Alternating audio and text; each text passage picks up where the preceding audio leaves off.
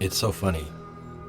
I've been rehearsing for the last 10 or 15 minutes how I want this thing to start that I'm getting ready to sit down and do.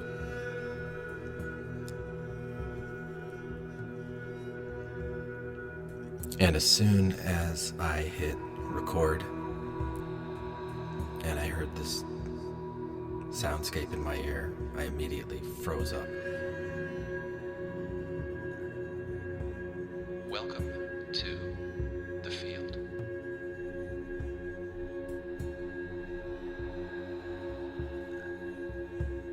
A dojo of sound.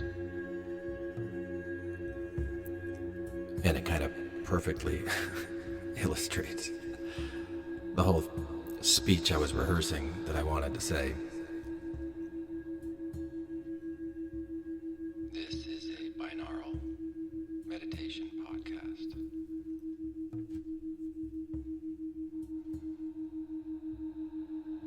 So I've gathered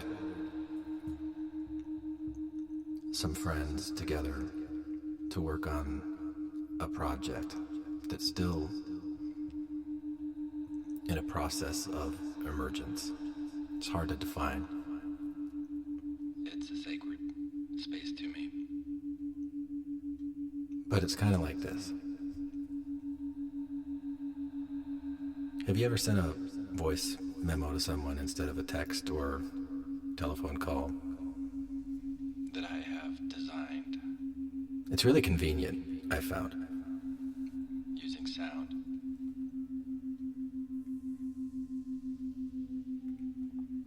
And maybe because I've been podcasting for the last 16 years and performing quite a bit before then. But also as a mirror, an environment to reflect on my own thoughts. I feel pretty natural.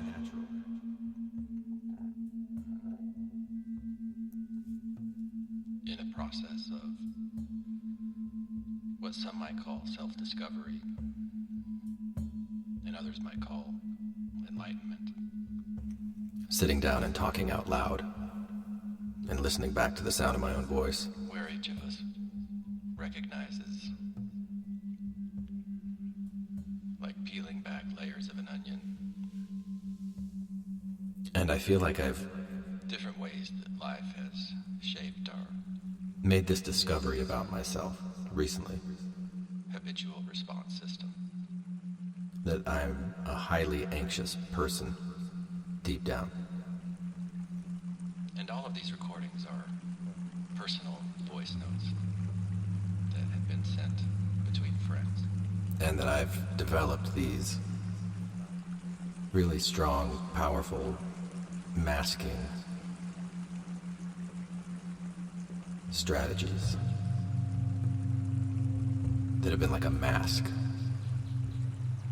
While friends get to know friends. And I feel like recently I've been able to see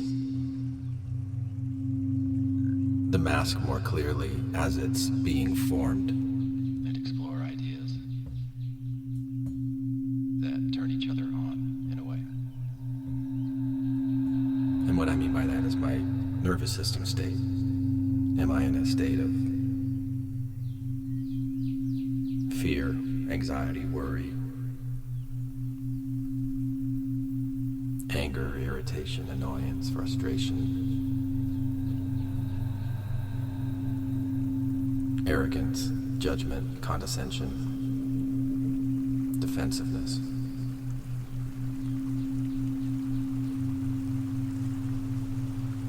Inspired, ready to take action, courageous, brave.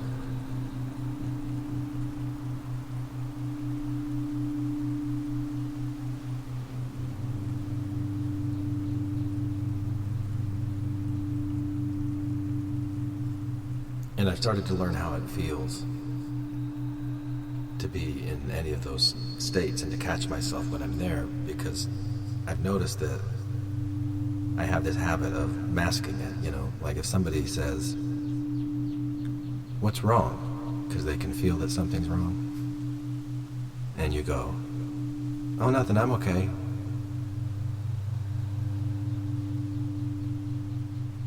I've learned how really good I am at doing that and just masking and anyway. And I think one of the things that's helped me is for the last year and a half I've been using these binaural beats. And they've done something where these things that I've been talking about for years about self-awareness, I'm starting to experience in ways that I haven't before. Even being able to catch myself at the beginning of this and go, okay, yeah, my anxiety just really ramped up. Let's talk through it. The nervous system is in a state of anxiety right now. Let's move into the blue zone of calm and peace through acceptance of what's happening inside of you. And doing something that you love, something that you enjoy, and resting in a state of peace. And this binaural environment does that for me. And sometime I'll do one of these where I talk more about that. But right now I want to talk directly to those who have already contributed to this emerging thing, whatever it is, and the different relationships that tie each of you to me, and then now through this project, hopefully with each other. And then if it goes out and people listen to it and they find any interest in it, any usefulness in any way, that it kind of branches out there too. And this thing that I've been envisioning as the field.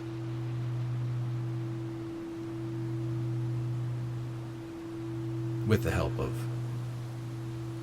Avery, who for some reason said, "Can we change it from the Dojo of Sound to something else?" Because I've been thinking of this thing like the field. And I said, "That's funny, I've been thinking of it kind of like that too."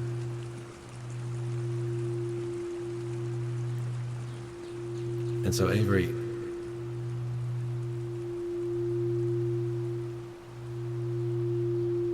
I think the first time I really dipped my toe in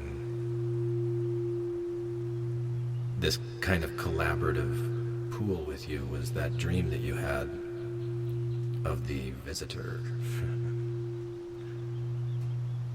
And I thought, okay, that'd be fun to play with. I see what's going on here. And I asked you if you wanted to turn that into a meditation that you could reflect on.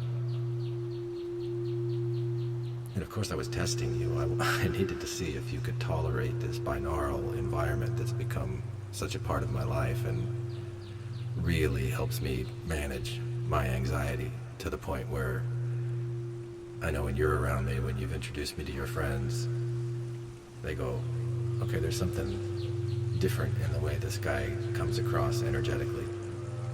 And that's been tremendously validating to me to have that experience with you and your friends.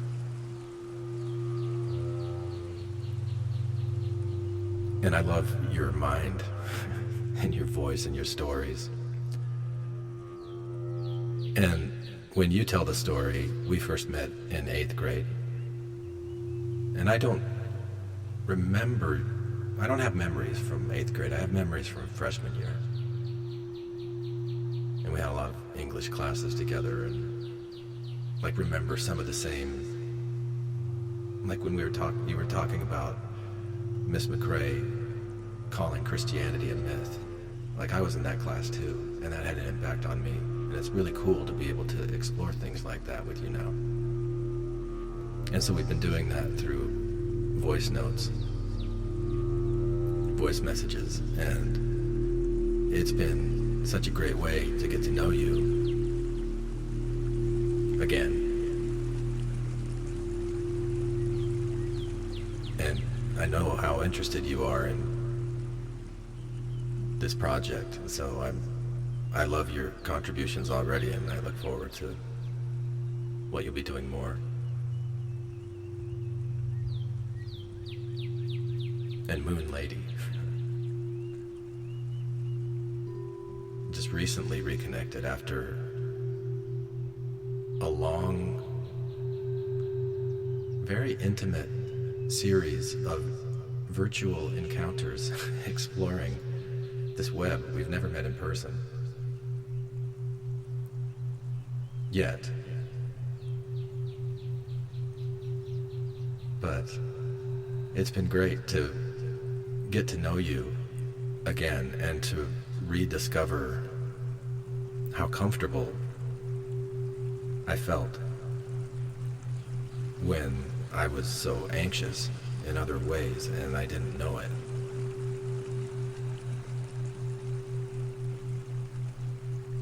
And to be able to reconnect with you from a place of self-awareness and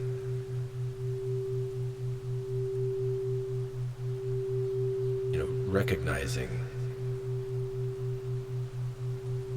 ways where, like, I have this pattern of bringing people in close and then pushing them away, and then bringing them in close and pushing them away. And as I looked back on our correspondences, I could see that just pop up so clearly. And so your willingness to be in here and have these kinds of conversations with me is just such a treat. And then you said, can I bring Derek in? And you introduced me to Derek. And we just had one exchange, but the overlap of interest that we have and the different ways that we see things and process things, I just feel like I'm going to learn so much from you that it's going to help me in a lot of ways.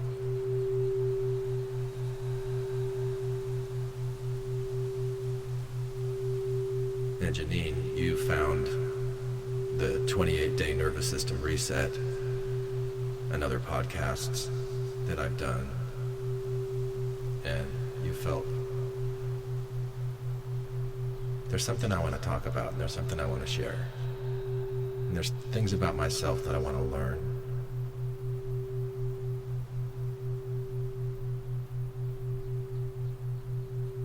And I really appreciated your contributions to this project as well.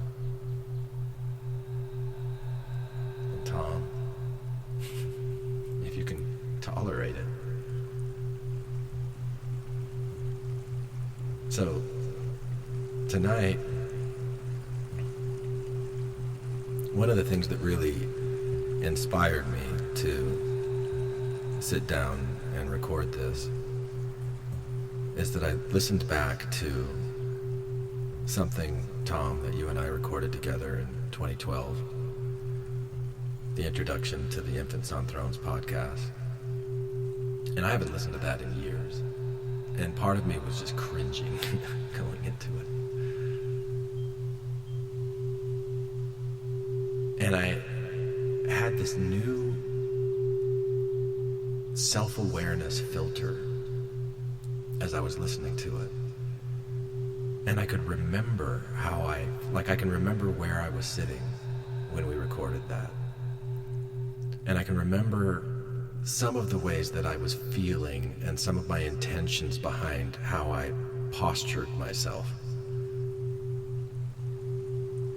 And I kept trying to reel it in. like, come on, guys. Don't make it sound like we're so special.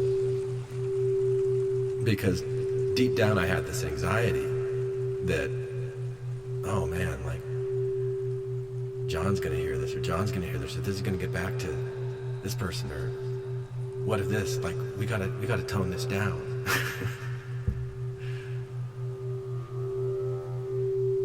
And I don't think I was totally aware of it at the time. I just knew I was kind of uncomfortable for some reason. I'm like, okay, come on, guys. It'll be the same stuff we've done before. Don't oversell it. Because that's me, right? So just one of these ways that I was masking and posturing, and I didn't really even understand it. And there's this part at the end where I remember like doing it as an overdub, and to my ears at least it's an obvious overdub, where I'm making this heartfelt plea to whatever listeners would be out there listening to this, that if there were any topics that they were interested in, please submit. Like I really wanted to connect through podcasting even then, and I didn't feel like what we had recorded as a group really touched on that, and I felt like it needed it. So I just put it in while I was editing, and I didn't say anything. I didn't like run it by anybody, and I always felt like a little bad about that. But I was masking that too. And listening back to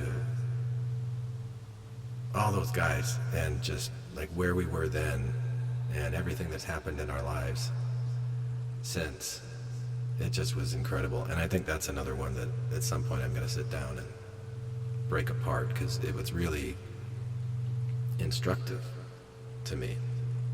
And those are the kinds of things I want to explore in the field, the dojo of sound. And so, to wrap this up, not that we're going anywhere anytime soon, I dictated something. This was before Avery asked me if I thought we should change it to the field and keep the dojo of sound in the title. So I had this thought as I was watching a television show, and I just paused the show, and I wanted to get the thought out of my head. And so I spoke it into an AI chatbot, as I often do. And there's a part of me that's really embarrassed about that for all kinds of reasons. But I do it, and I get joy from it, so I'm going to share it. And I started by saying, everything is an extension of the field. Some people call the field source energy. Some call it God. I imagine it as the source of all quantum fields, each quantum field interacting within the field in ways that create particles of matter.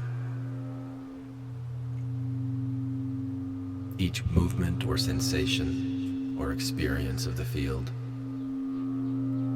is conscious in its own way, and consciousness emerges and adapts throughout the field.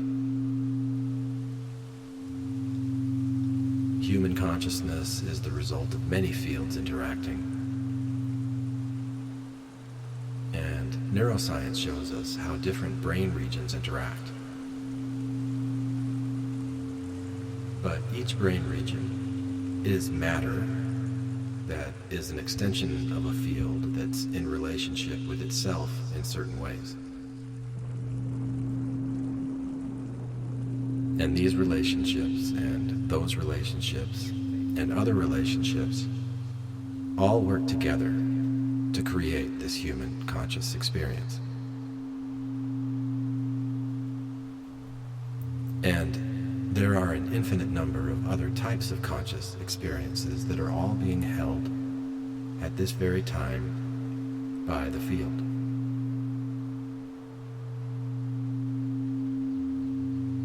I am one aspect of the field. I'm also multiple aspects of the field because my body contains so many aspects of the field. These are some of the thoughts that I have that I'd like to ground in the realms of science and philosophy, mysticism, esotericism, and I'd really like to have clean, concise metaphors to help me understand these better.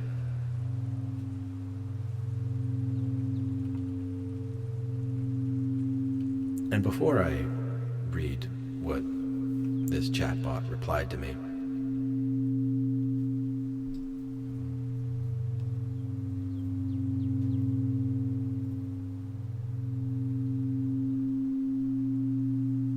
one of the things I really like about creating this space, and a lot of feedback that I get from people who enjoy this experience, is that it gives you a chance to watch your own thoughts and for you to work on your own self-awareness. Because I'm not asking you to believe any of these words. What I hope is that you notice your own experience. And through that, come to learn a little more about yourself.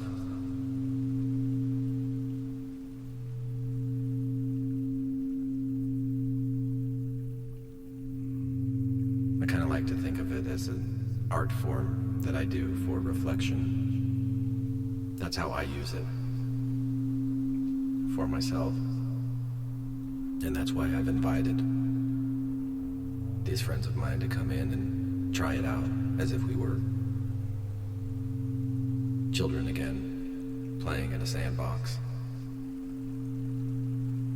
making costumes for a play that we had written that we were going to perform for neighborhood kids in the backyard.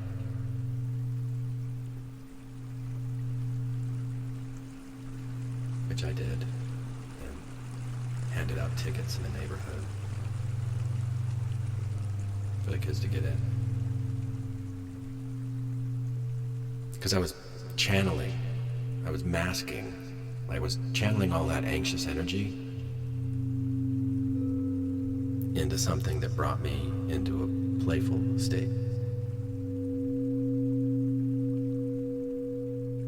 And from the inside, I felt better. I was self-medicating through action.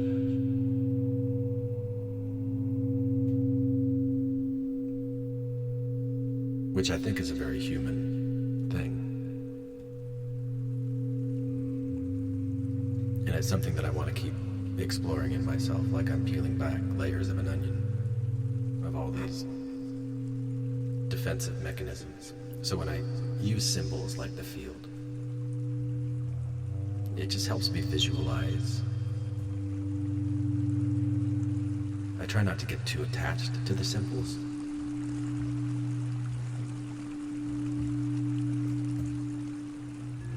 And I hope that's the case, and that I don't look back on this in 5 years and go, oh yeah, I was masking when I said that.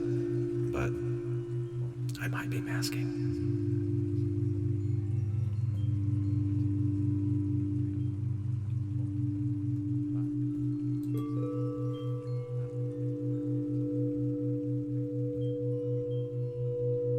So here's what that chatbot said.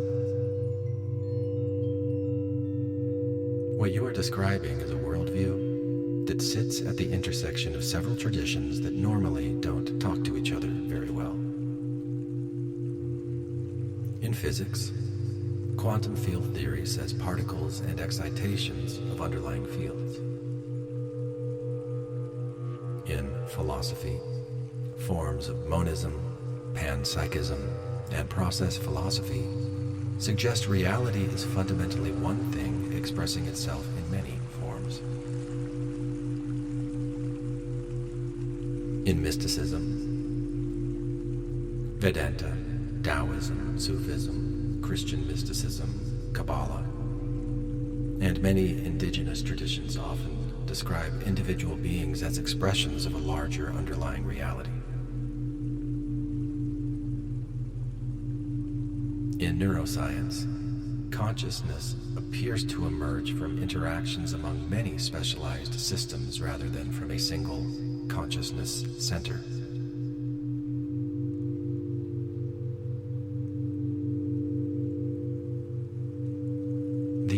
important distinction is that physics currently supports the field part much more strongly than the consciousness part. The idea that consciousness is fundamental to the universe is philosophically viable, but not scientifically established.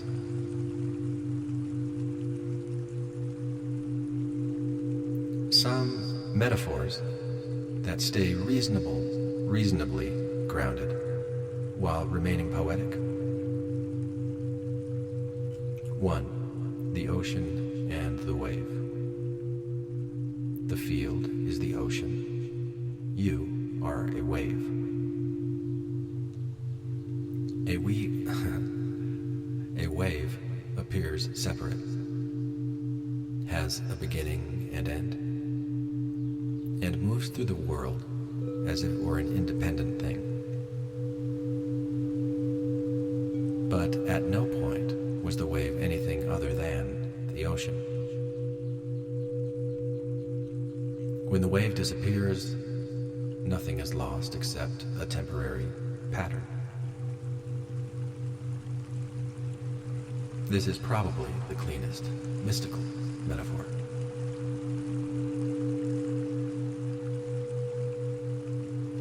Two, the symphony. The field is the orchestra.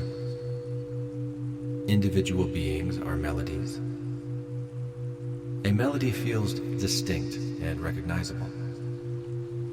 Yet it only exists because countless instruments are playing together. Consciousness is not a thing inside the music. Consciousness is something that emerges from the relationships among all the notes.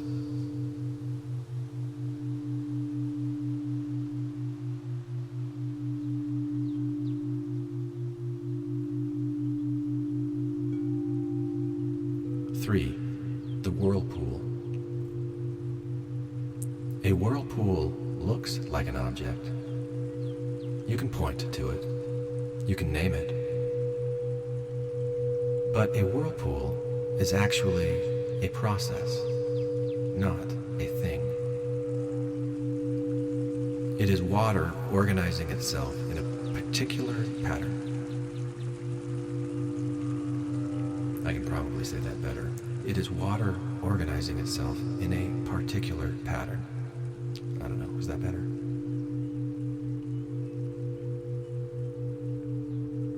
Likewise, a human being may be less a thing and more a temporary organization of matter, energy, memory, and relationship. This metaphor aligns well with modern neuroscience and with the philosophy of Alfred North Whitehead.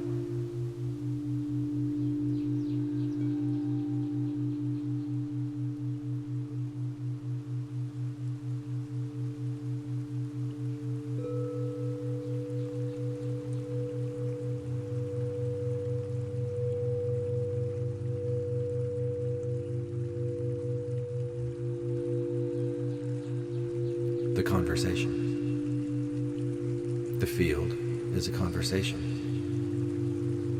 Each particle, cell, organ, person, ecosystem,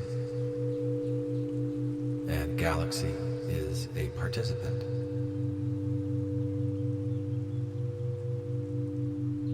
What we call consciousness is what it feels like from the inside to participate in the conversation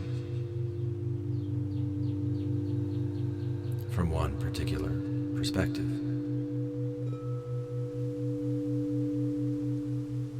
Human consciousness emerges when trillions of smaller conversations become coordinated.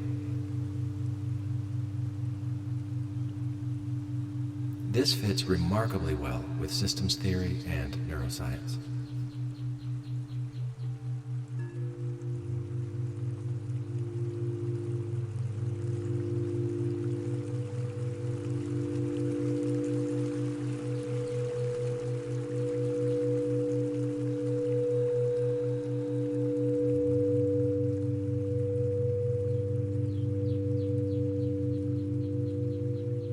5. The campfire.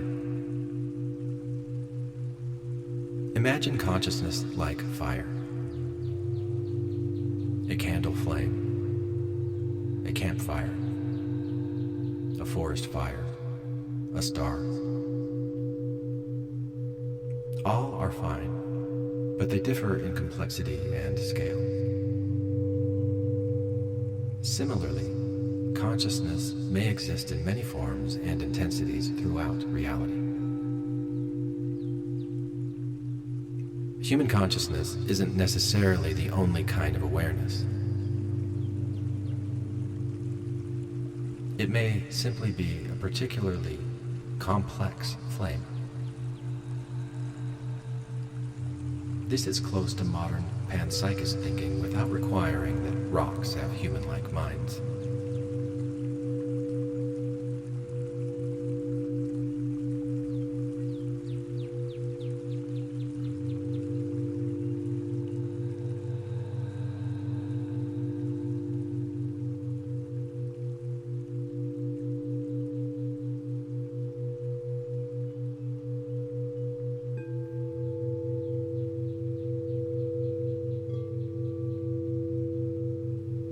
Six, the field looking at itself. My favorite concise version of your idea? The universe is the field experiencing itself from countless points of view. Or even shorter, I am the field looking at itself through Glen-shaped eyes.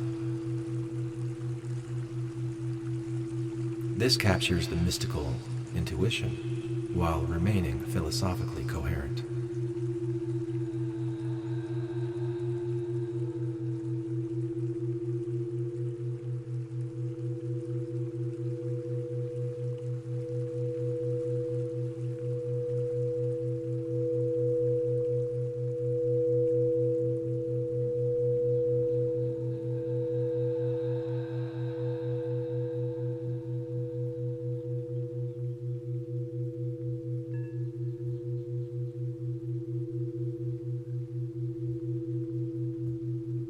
If you want a version that stays as close as possible to current science while preserving the wonder, I might phrase it like this. Everything we know appears to arise from relationships. Particles arise from fields. Life arises from chemistry. Minds arise from brains. Cells arise from relationships among brain systems.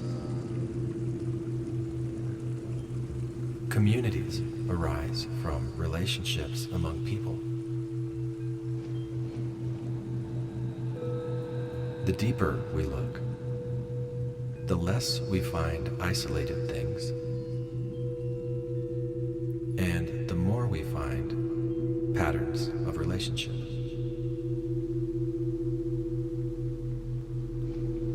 Whether consciousness itself is fundamental or emergent remains unknown. But reality increasingly looks less like a collection of separate objects and more like a vast web of interconnected processes.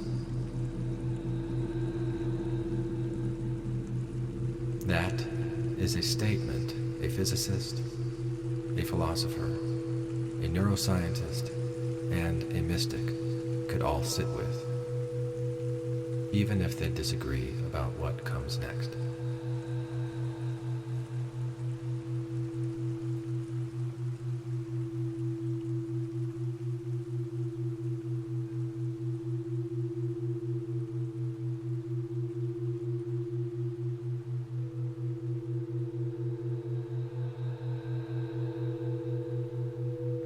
So, that's what I did the other night. And this is what I'm doing right now. And if you've listened to this, and it's an inspire anything in you that you want to share.